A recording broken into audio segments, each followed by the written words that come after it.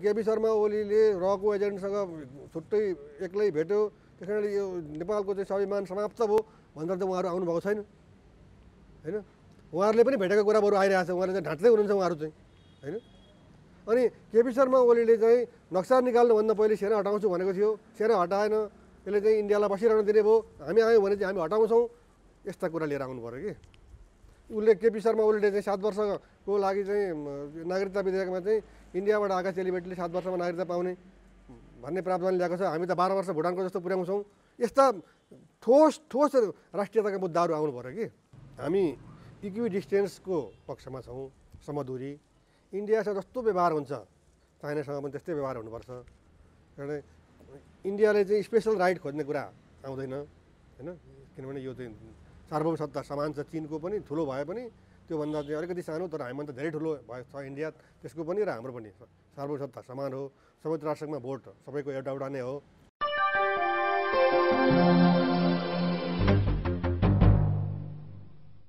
Greater Nepal राष्ट्रवादी मोर्चाका अध्यक्ष फणिन्द्र नेपाल सरलाई हाम्रो साप्ताहिक कार्यक्रम सरकारमा स्वागत छ। ध्रुवजीलाई नमस्कार। अब भारतीय प्रतिनिधिहरूको होइन प्रधानमन्त्री ओलीलाई जो प्रस्ताव राखिएको मुख्य 4वटा बुँदा होइन सार्वजनिक अनौपचारिक रूपमा सार्वजनिक भए, जसमा चाहिँ 4वटा बुँदामध्ये कालापानी नेपालकै स्वामित्वमा रहने तर भारतीय चाहना अनुरूप प्रयोग गर्न पाउने भन्ने कुराहरू पनि उठ्यो होइन। यो अरू चाहिँ क्रमशः जोड्दै जाउँला, यो विषयमा हजुरको चाहिँ कस्तो हुन्छ राय सुझाव? अब यो चाहिँ कस्तो कुरा भने कहिलेकाहीँ समाजमा घर झगडा सुनिन्छ कि, अनि अब श्रीमतीलाई यो घर तिम्रै हो अनि के भयो र भन्ने, तर चाहिँ त्यसबाट आम्दानी सबै श्रीमानले मात्रै। अनि अब यहाँ कस्तो देखियो भने यो चाहिँ एकदम डिप्लोमेटिकल्ली नेपाललाई फसाउन खोजेको। अब कालापानी तिमीहरूकै हो तर हामी चलाउँछौँ भनेपछि कसको हो? त्यो त स्वतः सिद्ध छ कि त्यो इन्डियाकै हो। किनभने उसले अब आफूले जुन हकभोग गरिरहेछ त्यो नछोड्ने, तर भन्न चाहिँ यो तिमीहरूकै हो भन्दैन।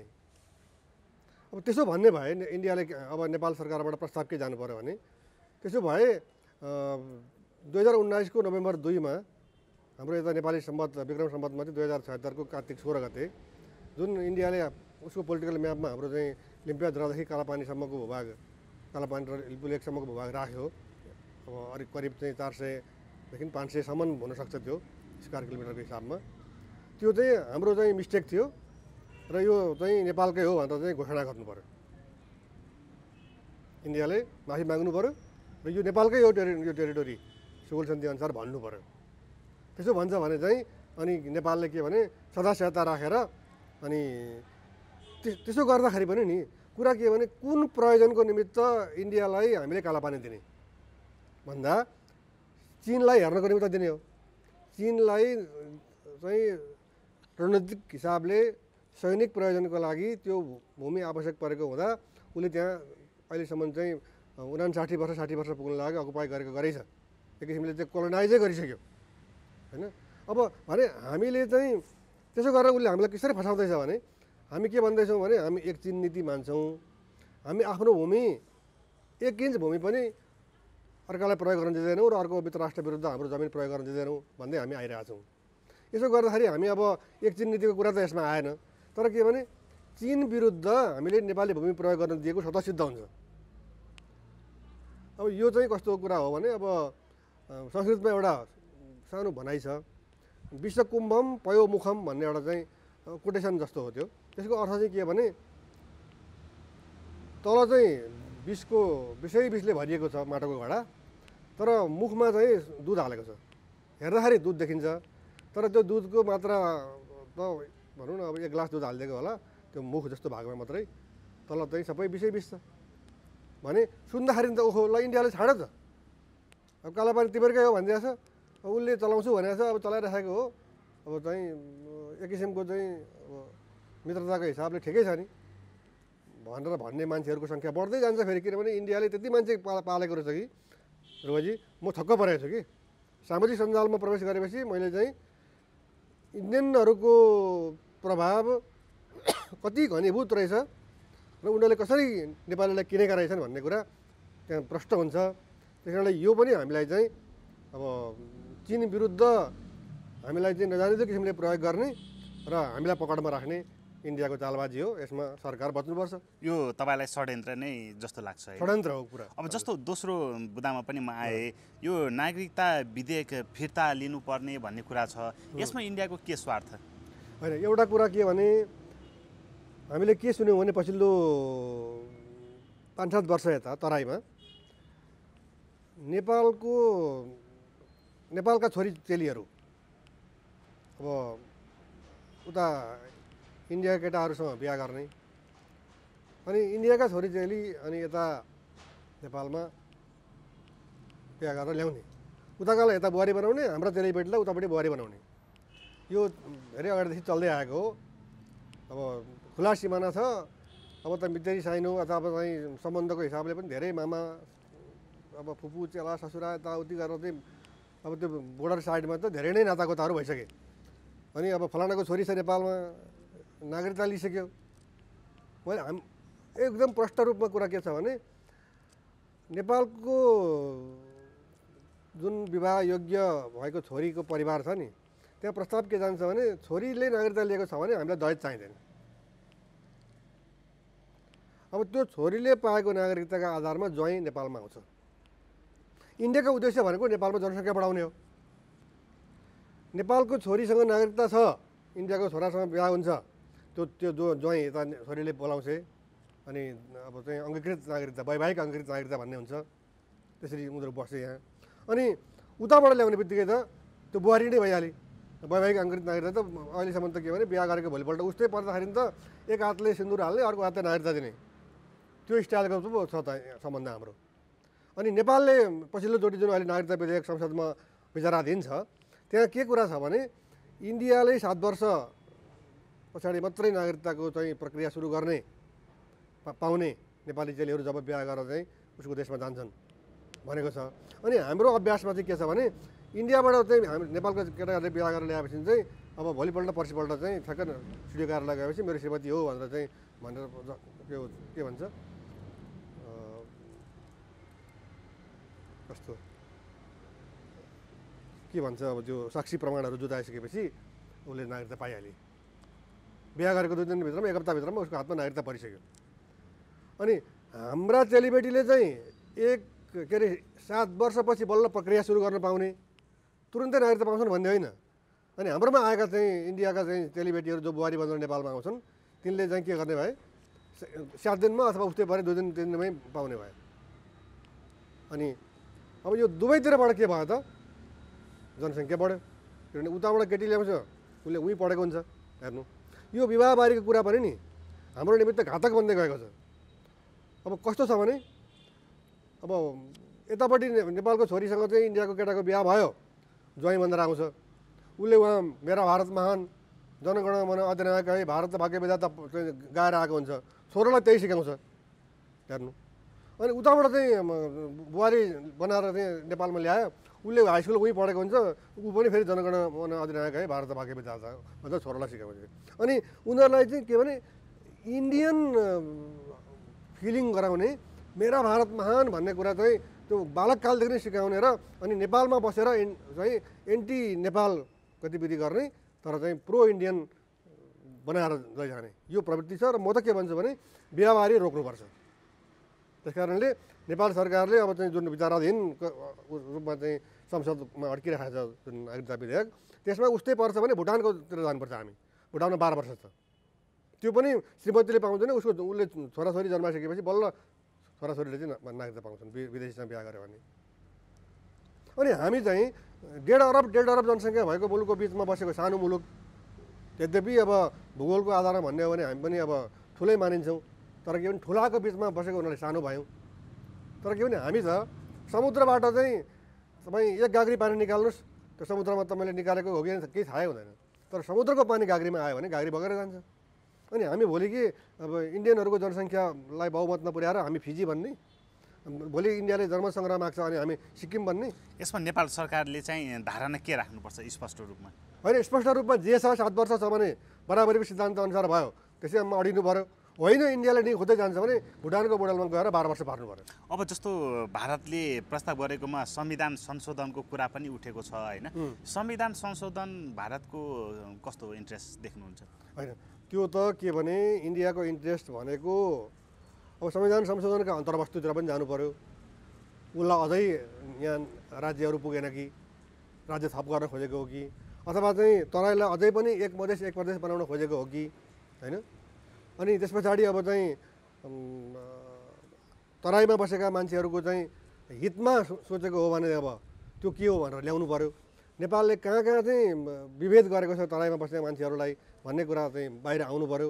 होइन भने के भने अब इन्डियाले चाहिँ अब हामीले त देख्यौँ नि त 72 सालमा चाहिँ हामीले संविधान जारी गर्ने बित्तिकै मोदीले चाहिँ विभिन्न देशमा गएर चाहिँ यो विभेदकारी छ भनेर चाहिँ उल्टो प्रेस जुन एउटा विज्ञप्ति आउँछ नि त्यहाँ हाल्ने प्रयास समेत गरेको हो नि त होइन। नाकाबन्दी पनि त्यही बेलामा त्यही नागरिकताकै कारणले चाहिँ नाकाबन्दी पनि गरियो भने अब यो किसिमको नेपाललाई सिद्धाउने खेलमा नै एउटा कुरा हामीले के बुझ्नु पर्यो भने नेपाललाई कसरी सिद्धाउन सकिन्छ, नेपाललाई कसरी आफ्नो पन्जामा र आफ्नो मुठीमा पार्न सकिन्छ, नेपालको आन्तरिक प्रशासन र यो राजनीतिक दलहरूमा कसरी माइक्रो म्यानेजमेन्ट गर्न सकिन्छ त्यो किसिमको सोचमा गइरहेछ। र अर्को कुरा महत्त्वपूर्ण कुरा के छ भने इन्डियाले हामीलाई जहिले पनि पटक पटक यो कुरा आइरहेछ हाम्रो चाहिँ सेक्युरिटी अम्ब्रेला मुनि नेपाल बस्नुपर्छ। अब त्यो चाहिँ अहिले चाहिँ एकदम राजनीतिमा चर्चामा बसिराखेका तर चाहिँ राष्ट्रघाती व्यक्ति के म उहाँलाई चाहिँ उहाँको विरुद्ध मैले कार्यक्रमै गरेको छु रविन्द्र मिश्र। उहाँले एकपल्ट चाहिँ अब यो नेपाल चाहिँ इन्डियन अम्ब्रेला मुनि बस्नुपर्छ सेक्युरिटी अम्ब्रेला मुनि बस्ने कि नबस्ने भनेर उहाँले कार्यक्रम चलाउन खोज्नुभएको थियो।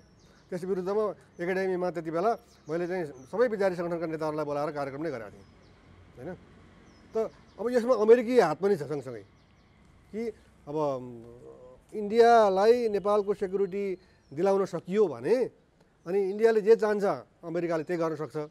अनि अहिले त के भने नेपालले एकछिन नीति लिएको छ किनभने अब त्यसको विरुद्धमा हामी जान सक्छौँ। हामीले चाहिँ नेपालको भूमि टेकेर तिब्बतमा पाइला राख्न सक्छौँ भन्ने जुन अमेरिकी र वेस्टर्नहरूको जुन सोच हो त्यसमा इन्डिया सँगसँगै छ। त्यस कारणले अब यो संविधान संशोधनको कुरा चाहिँ के प्रयोजनको निमित्त र उद्देश्य के हो के चाहियो भन्ने कुरा आउनु पऱ्यो नि त, अन्तर्वस्तु आउनु पऱ्यो। अब यो होइन केपी ओलीको सरकारसँग संविधान संशोधन गर्ने जनताको म्यान्डेट छ कि छैन? होइन हाम्रो संविधानमै के प्रावधान छ भने 2/3 बहुमतले चाहिँ संविधान संशोधन गर्न सक्छ। यो सरकारले त्यो म्यान्डेट पाउँछ कि पाउँदैन? होइन म्यान्डेट त अब के भने अहिले त 2/3 मेजोरिटी छैन, केही सङ्ख्या पुग्दैन। तर के भने नेपाली काङ्ग्रेस त के अरे अहिलेको चाहिँ वर्तमान नेकपा जुन पार्टी छ त्यो पार्टीले इन्डियाको हितका निमित्त चाहिँ केही गर्न खोज्यो भने ऊभन्दा बढ्ता सक्रिय भएर नेपाली काङ्ग्रेस अगाडि आउँछ। जस्तो कि अहिले एमसिसी पास गर्नको निमित्त सत्तारूढ दलभन्दा चाहिँ प्रतिपक्षी दल चाहिँ बढी लालायत देखिएको छ। त्यस कारणले अब ल्यायो भने त संविधान संशोधन हुनसक्छ।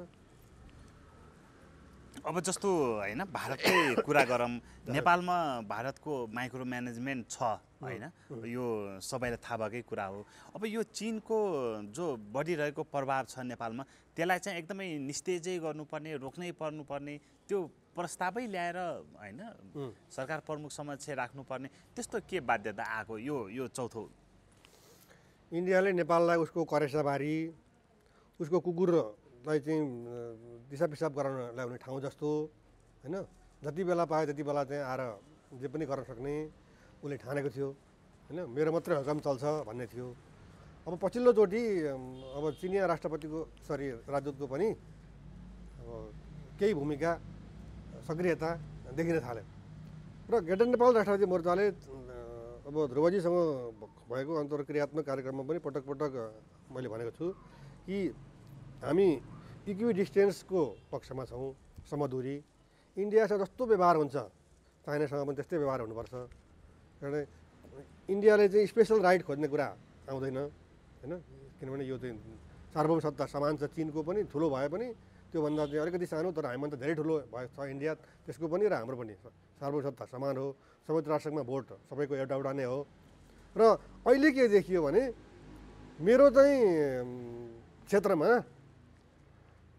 तपाईँले हेर्नुहुन्छ नि एउटा चाहिँ म त्यो शब्द प्रयोग गर्न म बाध्य छु कि के भने तपाईँलाई थाहा छ टोलमा खास टोलको एरियासम्म कुकुरको प्रभुत्व हुन्छ कि आफ्नो कुकुरको, आफ्नो भन्नाले त्यो टोलको कुकुरको। अर्को कुकुर आयो भने त्यसलाई लखेटेर भुकेर टोकेर कुनै पनि हालतमा त्यहाँभित्र छिर्नै दिँदैन होइन। त्यो आयो भने पनि टाङमा नि पुच्छर रोकाएर भाग्नुपर्छ। अब अहिले इन्डिया चाहिँ अब त्यस्तै देखियो कि चिनले आउन खोज्ने बित्तिकै ऊ चाहिँ भुक्न थाल्यो, त कहाँ आउन पाउँछस् भनेर। म फेरि पनि दोहोऱ्याउँछु, चिन पनि आउन पाउँदैन हाम्रो आन्तरिक मामिलामा, इन्डिया पनि आउन पाउँदैन। तर इन्डियाले चाहिँ हालिमुहाली गर्न खोज्ने, अनि त्यसमा चिनको अलिकति सक्रियता देखियो भनेदेखि चाहिँ त्यो चाहिँ तैँले स्टप गर्नु पऱ्यो भने को हो इन्डिया हामीलाई चाहिँ चिनको भूमिका नेपालमा समाप्त पार्नु पऱ्यो भन्ने। त्यसमा भोलि चाइनाले मसँग सम्बन्ध राख्ने भए इन्डियाको जति पनि भूमिका छ त्यो समाप्त पार भन्यो भने हामीले के गर्ने। अब जस्तो म अन्त्यतिर पनि छु होइन, अहिले यो नेकपामा जो विवाद देखिरहेको छ झन्डै फुटकै सङ्घारमा छ भनेर पनि आकलन गरिएको छ होइन।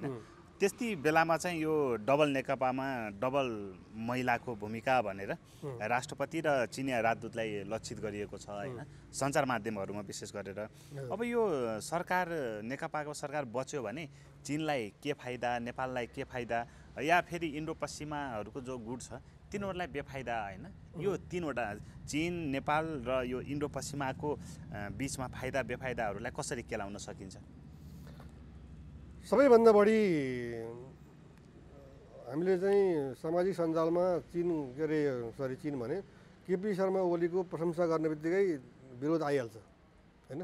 तर जस्तो सुकै परिस्थितिमा होस्, जेसुकै गरेर होस्, 58 वर्षसम्म चाहिँ अब इन्डियाको सेना चाहिँ कालापानीमा बसेकोमा त्यो सेना हट्नुपर्छ भनेर केपी शर्मा ओलीले नै बोलेको। चुच्चे नक्सा उसले त्यो चुच्चो देखेकै थिएन भन्दै पनि केपी शर्मा ओलीले नै निकालेको। त्यद्यपि उहाँले किताब चाहिँ रोक्नुभयो, त्यसका चाहिँ अब क्षेत्रफलमा विवाद भयो, निर्गोल हुन सकेको थिएन त्यस कारणले रोकेको भन्ने कुरा आइरहेको छ। त्यो जसुकै होस्, अब संसदबाटै अब सर्वसम्मतिले चाहिँ नक्सा पास भयो, निशान छाप पनि पास भइसक्यो। त्यो कसले गर्यो भन्दाखेरि केपी शर्मा ओलीले गरेको। त्यो कुरा त विश्वव्यापी रूपमा गयो नि त। त्यसले गर्दा इन्डियालाई के भयो भने उसको चाहिँ नाकमा औँला ठडाएको देखियो क्या केपी शर्मा ओलीले। त्यस कारणले अहिले चाहिँ केपी शर्मा ओलीको यस किसिमको विरोध हुँदाहुँदै पनि अनि अब तपाईँले भन्नुभयो नि अब चाहिँ डबल नेकपाभित्र चाहिँ डबल स्वास्नी मान्छेहरूको, आइमाई मान्छेहरूको चाहिँ महिलाहरूको चाहिँ भूमिका बढ्यो भनेर। अब हाम्रो राष्ट्रपतिले त राष्ट्रपतिको गरिमा बचाउनु भएको छैन, उहाँको काम पार्टी बचाउँदै हिँड्ने होइन। पार्टीको साधारण सदस्यता पनि त्यागेको हुनुपर्छ राष्ट्रपतिले। अनि उहाँ किन पार्टीका मान्छेलाई बोलाउँदै पार्टी बचाउने काम तपाईँको बुबा वामदेवलाई भनेर बोलाउने, अनि प्रचण्डलाई तपाईँले चाहिँ किन पार्टी एकता गरेको त, कहिले चाहिँ यस्तो विखण्डन ल्याउने भए भन्दै हिँड्ने, सल्लाह सुझाव दिने, यस्तो गर्नु भएन भन्ने। उहाँले त राष्ट्र र राष्ट्रियताको पक्षमा काम गर्नुपर्ने हो। अब रह्यो तपाईँले भन्नुभयो अर्की महिला चिनिया राजदूत याङ हो याङ्सी, हो याङ्सी। अब याङ्सी अब चाहिँ महामहिम याङ्सी भनौँ होइन। म चाहिँ के भन्छु भने उहाँको सक्रियता वाञ्छित कुरा होइन होइन। तर रको एजेन्ट सुरु प्रधानमन्त्री कार्यालयमा छिरेर 3 घण्टा 4 घण्टा ढोका सुनेर बस्ने, अनि कालापानी तेरो होइन भन्ने के अरे सेनाध्यक्षलाई बोलाएर हामीले चाहिँ महारथीको दर्जा दिनुपर्ने, अनि के अरे इन्डियाको चाहिँ राजदूत जति बेला चाहन्छ त्यति बेला बेडरुममा पुग्ने प्रधानमन्त्रीको, त्यो पनि चाहिँ चप्पल चाहिँ यसरी उपर खुट्टी लगाएर चप्पल हलाउँदै प्रधानमन्त्री अगाडि। उनीहरूको के इन्डियाको राजदूत यहाँ नेपालको गभर्नर हो, त्यसको त्यो हैसियत दिएको छौँ हामीले उसलाई। त्यस कारणले यदि बन्द हुनुपर्छ भने चिनको पनि के अरे इन्डियाको पनि बन्द हुनुपर्छ। यदि अब दुइटैको सिमाना जोडिएको छ, एउटाले नेपालभित्र पसेर एन्टी इन्डियन खेल खेल्नको निमित्त भूमिका खेल्छ भने त्यसलाई बचाउनु चाहिँ चिनको कर्तव्य नै भित्र पर्छ चिनिया राजदूतको। तर उहाँले चाहिँ अब कुन भूमिका खेल्दै हुनुहुन्छ त्यो अब एक किसिमले प्रश्न पनि छ। अब तपाईँले भन्नुभयो यो चाहिँ नेकपा फुट्यो भने के हुन्छ, भयो भने जोडिएरै बस्यो भने के हुन्छ, कसलाई फाइदा के फाइदा भन्ने छ। अब इन्डियाले त डबल गेम खेलिरहेछ, केपी शर्मा ओलीलाई हामी तपाईँकै पक्षमा छौँ पनि भन्ने, अनि उसको विरुद्धमा चाहिँ प्रचण्ड माधव नेपाल र झलनाथ खनाललाई भित्रभित्र उचाल्ने पनि। होइन। अब बाबुराम भट्टराई समेत केपी शर्मा ओलीको चाहिँ अब जसरी पनि छोड्नुपर्छ भन्ने आइरहेको छ होइन। अब उहाँको चाहिँ माग के भने उहाँले त इन्डियाले दिएको सङ्केत अनुसार बोल्ने हो होइन। त्यस कारणले केपी शर्मा ओलीलाई हटाउनुको निमित्त को लागेको छ? यदि साँच्चै नै अब आन्तरिक रूपमै पार्टीको झगडा कस्तो खालको छ भने मैले पहिले पनि भने भाउजूले खाना पकाउनु भएको छ, दाजुलाई चाहिँ घिउ 2 चम्चा घिउ हालिदिनु भयो, हामीलाई चाहिँ आधा चम्चा बाक्लो दाल दिनुभयो, उहाँलाई अचार पनि धेरै दिनुभयो, अनि हामीलाई चाहिँ दिनु भएन भन्दा झगडा परेर चाहिँ छुट्टिन लाग्यो जस्तो। अनि उहाँहरूले भन्नुभयो नि त केपी शर्मा ओलीले रको एजेन्टसँग छुट्टै एक्लै भेट्यो, त्यस कारणले यो नेपालको चाहिँ स्वाभिमान समाप्त भयो भनेर चाहिँ उहाँहरू आउनुभएको छैन होइन। उहाँहरूले पनि भेटेको कुरा बरु आइरहेको छ, उहाँले चाहिँ ढाँट्दै हुनुहुन्छ उहाँहरू चाहिँ होइन। अनि केपी शर्मा ओलीले चाहिँ नक्सा निकाल्नुभन्दा पहिले सेना हटाउँछु भनेको थियो, सेना हटाएन, यसले चाहिँ इन्डियालाई बसिरहन दिने भयो, हामी आयौँ भने चाहिँ हामी हटाउँछौँ, यस्ता कुरा लिएर आउनु पऱ्यो कि। उसले केपी शर्मा ओलीले चाहिँ 7 वर्षको लागि चाहिँ नागरिकता विधेयकमा चाहिँ इन्डियाबाट आएका चेलीबेटीले 7 वर्षमा नागरिकता पाउने भन्ने प्रावधान ल्याएको छ, हामी त 12 वर्ष भुटानको जस्तो पुर्याउँछौँ, यस्ता ठोस ठोस राष्ट्रियताका मुद्दाहरू आउनु पऱ्यो कि। तर यहाँ त के छ भने अब चाहिँ घर झगडा जस्तो चाहिँ दाजुभाउजूको बिचमा दाजुभाउजूको विषयलाई लिएर चाहिँ अब भाइहरूले अनि देउरानीहरूले चाहिँ कुरा लगाएर झगडा गरे जस्तो देखिएको छ होइन। त्यस कारणले अब सबभन्दा बढी फाइदा त अब यो यदि पार्टी टुट्यो भने अस्थिरता उत्पन्न हुन्छ, त्यो अस्थिरता त इन्डियाको घोषित नीतिमा छ। नेपाललाई राजनीतिक रूपमा अस्थिर, आर्थिक रूपमा कमजोर र जर्जर बनायो भने मात्रै यसमाथि कन्ट्रोल गर्न सकिन्छ, नियन्त्रण कायम गर्न सकिन्छ, गोर्खाली सेना लान सकिन्छ, काश्मीरलाई बचाउन सकिन्छ भन्ने हो। त्यस कारण सबभन्दा बढी फाइदा त के अरे फाइदा चाहिँ नेपाललाई नै हुन्छ, एक पार्टी एक रह्यो भने। त्यो चाहिँ अब चाइनाले बताउन खोजिरहेको भन्ने बाहिर प्रचार छ, चाइनालाई पनि फाइदै होला, किनभने उता पनि कम्युनिस्ट पार्टी छ, यहाँ पनि एउटा चाहिँ कम्युनिस्ट पार्टी। अब हामीले त पछाडि गएर हेरौँ न, यो कम्युनिस्ट पार्टीले चिनिया कम्युनिस्ट पार्टीसँग सहकार्य गरेको होइन, विचारको आदान प्रदान। अब चाहिँ चिनी के अरे यो सी जिनपिङ विचारधारालाई चाहिँ अब यहाँ आयात गरेर ल्याउने जस्तो कुरा भएको होइन एकपल्ट। त्यस कारणले अब बेफाइदा छ भने अब चाहिँ अब इन्डो अमेरिकन अथवा चाहिँ इन्डो वेस्टर्न उनीहरूलाई चाहिँ अब आफूले चाहे जस्तो अस्थिरता अब अहिले वचन दिएको होला नि त। केपी शर्मा ओलीलाई हटाइसकेपछि उसले चाहिँ नदिएका सुविधाहरू हामी दिन्छौँ भनेको हुनुपर्छ नि त, नत्र त किन के का निमित्त चाहिँ उनीहरूले मरिमेटेर केपी शर्मा ओलीलाई हटाएर अरूलाई ल्याउने। हामी राष्ट्रिय स्वार्थमा कुरा गरौँ, तर हामी हाम्रो दृश्य, हाम्रो परिदृश्य जुन परिघटनाहरू घटिरहेछन् त्यसले चाहिँ के देखाउँछ भने हामी अन्तर्राष्ट्रिय स्वार्थका खेलाडी बनिरहेछौँ। यो चाहिँ नेपालका निमित्त घातक कुरा हो, यो नेपालको राष्ट्रपतिले राम्रोसँग बुझ्नुपर्छ। अब यो विषयलाई होइन विरोधी खेमामा उभिएका प्रचण्ड समूहले बुझ्दा होइन फाइदै नै हुन्थ्यो, अब किन नबुझिरहेको, बुझेकै भएरै बुझ पचाएको हो कि कस्तो रूपमा हेर्नुहुन्छ यो कुरालाई चाहिँ? हेर्नुहोस्, व्यक्तिगत स्वार्थ जब आउँछ नि त्यति बेला राष्ट्रियता राष्ट्र भन्ने कुरा गौण हुँदो रहेछ क्या। सिक्किममा हेर्नुहोस्, अब चाहिँ चोग्याललाई हटाउनु थियो लेन्डो दोर्जेलाई, उसले चाहिँ देशै सिध्याइदियो, दुईवटा व्यक्तिको बिचको झगडा। अब गिरिजाप्रसाद कोइराला र ज्ञानेन्द्र शाहको बिचको झगडाले राजतन्त्र समाप्त भयो। अनि अब यो जुन 1947 को जुलाई 18 इन्डियन इन्डिपेन्डेन्स एक्ट भन्यो नि, त्यो एक्ट बन्नुभन्दा अगाडि चाहिँ अकस्मात चाहिँ मुस्लिमहरूको लागि पाकिस्तान बन्नुपर्छ भन्ने माग आयो। नेहरूले आफू प्रधानमन्त्री पाउने लोभमा त्यो विभाजन पनि स्वीकारे, यद्यपि त्यसलाई विभाजन भन्नु पर्दैन, किनभने 565वटा राज्य थिए, प्रिन्सली स्टेट भनिन्थ्यो। तीबाट चाहिँ हिन्दू मेजोरिटी भएकाहरू इन्डियामा, मुस्लिम मेजोरिटी भएकाहरू चाहिँ पाकिस्तान बन्ने भनेर त्यहाँ प्रष्ट रूपमा लेखेको छ। त्यति हुँदाहुँदै पनि इन्डियाले चाहिँ एकदम बदनियतपूर्वक चाहिँ काश्मीरमा जहाँ मुस्लिम मेजोरिटी छ त्यहाँ पनि हात हालेर चाहिँ अहिलेसम्म एकदम मानवताको चाहिँ ठुलो अपमान र कलङ्क सिद्ध भइसकेको छ उसको होइन। त्यस कारणले अहिलेको चाहिँ तपाईँले भन्नुभयो नि, अब चाहिँ उहाँहरूले यो कुरालाई चाहिँ छोडिदिएर पार्टी एकीकृत रूपमै लगेर चाहिँ जानुपर्ने नि भन्ने जुन कुरा गर्नुभयो, त्यो अब व्यक्तिगत इच्छालाई चाहिँ अब राष्ट्रिय स्वार्थभन्दा माथि राखिसकेपछि यस्ता घटनाहरू सामान्य हुन्छन्। हस्, तपाईँको महत्त्वपूर्ण विचार र समयको लागि फणिन्द्र नेपाल सरलाई धेरै धेरै धन्यवाद। ध्रुवजीले ज्यादै महत्त्वपूर्ण कुरा चाहिँ गर्न दिने अवसर मलाई दिनुभयो। यसका निमित्त म यहाँप्रति र डाँफे टेलिभिजन परिवारप्रति आभारी छु। धन्यवाद।